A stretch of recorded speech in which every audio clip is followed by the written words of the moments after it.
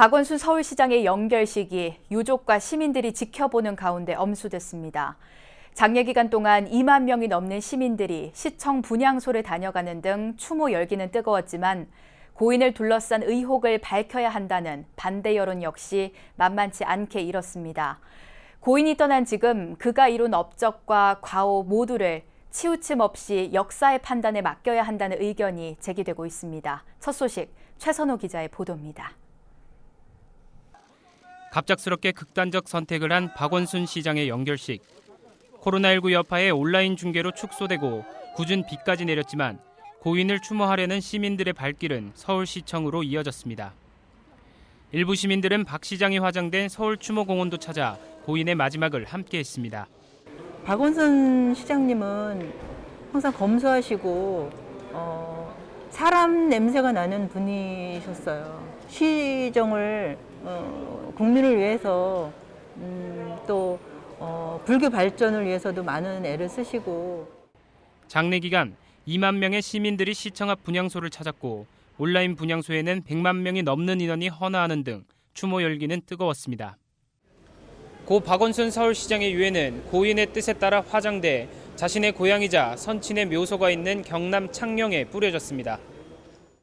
8년 8개월의 역대 최장수 서울시장으로 재임한 박 시장은 인권 변호사와 시민운동가라는 출신 배경을 시정 철학 근저에 뒀습니다.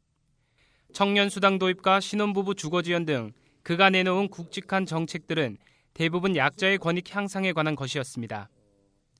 지난 6월 BBS와의 마지막 인터뷰에서도 박 시장은 불평등 문제 해소를 포스트 코로나의 핵심 과제로 꼽았습니다.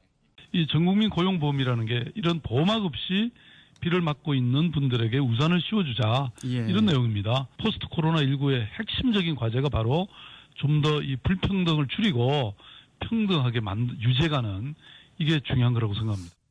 이런 가운데 사망 전날 불거진 성추행 의혹에 대한 진상 규명과 재발 방지를 촉구하는 목소리도 커지고 있습니다. 특히 인권 변호사 시절 처음으로 직장 내 성희롱 사건의 승소를 이끌었고 시장 취임 이후에는 성평등위원회와 젠더 특보까지 만들며 여성 정책을 강조해온 만큼 피해 여성의 목소리에도 귀를 기울여야 한다는 겁니다.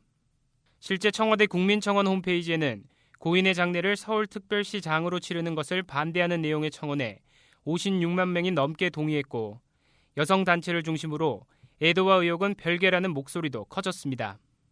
공동장례위원장을 맡았던 백낙청 서울대 명예교수도 애도가 성찰을 배제하지는 않는다는 추도사를 하기도 했습니다. 박원순이라는 타인에 대한 종합적 탐구나 공인으로서의 그 행적에 대한 역사적 평가는 애도가 끝난 뒤에나 본격적으로 시작될 수 있을 것이며 마땅히 그렇게 말없이 떠난 이를 뒤로 하고 우리 사회는 고인이 남긴 공과 과를 냉정히 되짚어봐야 하는 또 다른 숙제를 안게 됐습니다.